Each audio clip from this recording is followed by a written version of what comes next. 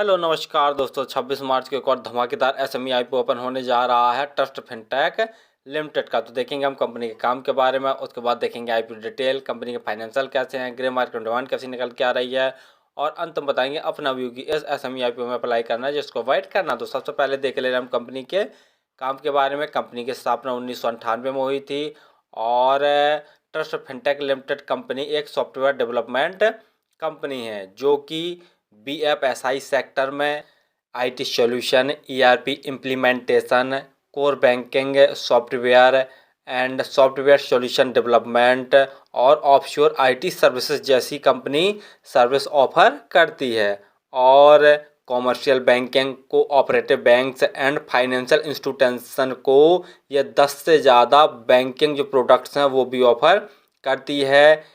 इसमें देख लिया जाए तो core banking, loan origination, GST compliance and financial accounting, billing, ATM reconciliation, anti money laundering, agency banking and mobile banking जैसी 10+ banking product हैं वो ऑफर्स करती है। कंपनी अपनी सर्विसेज को India, Sri Lanka, Nepal, California, Zambia, Tanzania, Ghana, Liberia, Nigeria, Zimbabwe और भी कई छोटी छोटी कंट्रियों में अपनी सर्विसेज को प्रोवाइड करवाती है। यानी ग्लोबल स्तर पर देख लिया जाए तो कंपनी के 25 कंट्रीज में ग्लोबल कस्टमर हैं।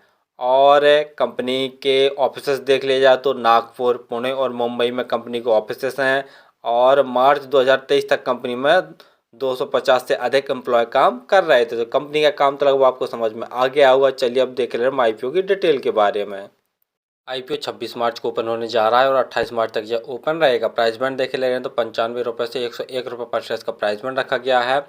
और लॉट साइज 1200 शेयरों का एक लॉट है। टोटल इशू साइज 63.45 करोड़ रखा गया, जिसके तहत ये पूरे के पूरे फ्रेश इशू अर्थात नए शेयर जारी कर रही है। अलॉटमेंट 2 अप्रैल को आपको पता चल जाएगा और यदि आपका आईपीओ अलॉट नहीं होता तो 3 अप्रैल तक आपके पैसे रिफंड वापस आपके अकाउंट में आ जाएंगे। लिस्टिंग डेट 4 अप्रैल रखी गई है। रिजर्वेशन में देखे ले रहे हैं तो क्यूआईबी के लिए 50% का रिजर्वेशन, रिटेल बाइंग के लिए 35% का, और जो एसएनआई कैटेगरी में अप्लाई करना चाहते हैं उनके लिए 15% का रिजर्वेशन रखा गया है। रिटेल कैटेगरी में यदि आप एक लॉट अप्लाई करते हैं तो आपको 1,21,200 रुपये खर्च करने पड़ेंगे और रिटेल कैटेगरी में मैक्सिमम आप एक लॉट अप्लाई कर सकते हैं। यदि एचएनआई कैटेगरी में अप्लाई करना चाहते हैं तो कम से कम 2 लॉट अप्लाई करने पड़ेंगे, जिसके लिए आपको 2,42,400 रुपये खर्च करने पड़ेंगे। आईपीओ आने के पहले जो उनकी प्रोमोटर होल्डिंग थी वो 93.51% थी। आईपीओ आने के बाद जो इनकी प्रोमोटर होल्डिंग बचेगी वो 68.85% जैसी बचेगी। आरओई 23.61%, आरओसी 28.54%, यानी आरओई और आरओसी देखते हैं तो ठीक ठाक है। पीई वाइज से देख लिया जाए तो 16.53 है। पीई वाइज थोड़ी सी महंगी वैल्यूएशन पड़ी अपने आईपीओ को लेके आए हैं। फाइनेंशियल देखे ले लेकिन फाइनेंशियल देखने से पहले आप हमारे चैनल को सब्सक्राइब कर लें ताकि आपको समय समय पर शेयर मार्केट संबंधी जानकारी, आईपीओ संबंधी जानकारी और एसएमई आईपीओ संबंधी जानकारी फाइनेंशियल में जैसा देख रहे हैं ऑल अमाउंट हमारे लाख में दिए हुए हैं। तो कंपनी के एसेट साल से साल लगातार बढ़ रहे हैं। रेवेन्यू देखते हैं तो मार्च 2021 में कंपनी ने 2,417 लाख का टोटल रेवेन्यू जनरेट किया था, जो कि घटकर मार्च 2022 में सिर्फ 1,800 लाख का टोटल रेवेन्यू हो गया है। उसके बाद फिर थोड़ा सा ग्रोथ देखने को मिला। मार्च 2023 में कंपनी का रेवेन्यू 2,270 लाख का हो गया है और सितंबर 2023 6 महीने के अंदर ही कंपनी ने 1,883 लाख का टोटल रेवेन्यू जनरेट कर लिया। यानी रेवेन्यू में देखते हैं तो सितंबर 2023 में काफ़ी अच्छा ग्रोथ देखने को मिला, लेकिन मार्च 2022 में काफ़ी ज़्यादा गिरावट देखने को मिली थी। प्रॉफिट आफ्टर टैक्स मार्च 2021 में कंपनी ने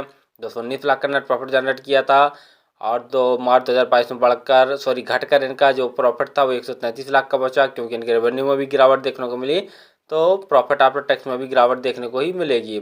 वहीं इनका मार्च 2023 में देखते हैं तो प्रॉफिट आफ्टर टैक्स 402 लाख का हो गया बढ़कर, और सितंबर 2023 यानी 6 महीने के अंदर ही कंपनी ने 727 लाख का नेट प्रॉफिट जनरेट कर लिया। यानी ज़बरदस्त ग्रोथ देखने को मिला। नेटवर्थ देख रहे हैं तो वो भी साल दर साल बढ़ रही है। रिजर्व कंपनी का मार्च 2021 में 864 लाख का था, जो कि बढ़कर सितंबर 2023 में 2,928 लाख का टोटल रिजर्व हो गया। बोरिंग देख लिया जाए तो नाम मात्री कंपनी के ऊपर बोरिंग है। जीएमपी ग्रे मार्केट प्रीमियम देखे ले रहे हैं तो 40 रुपये पर शेयर की ग्रे मार्केट डिमांड निकल के आ रही है और 1200 शेयरों का एक लॉट है। तो 40 गुणा 1200 करके देखते हैं तो लगभग 48,000 जैसा प्रॉफिट एक लॉट में दिखा रहा है। परसेंट वाइज देखा जाए तो लगभग 40% जैसा प्रॉफिट निकल के आ रहा है। फाइनली हमने देखा कि ट्रस्ट फिनटेक लिमिटेड कंपनी एक सॉफ्टवेयर डेवलपमेंट कंपनी है जो कि बीएफएसआई सेक्टर में अपनी सर्विसेज को प्रोवाइड करवाती है। और इसके कस्टमर जैसा बता ही चुके हैं कि इंडिया के साथ साथ में श्रीलंका, नेपाल, कैलिफोर्निया, जाम्बिया,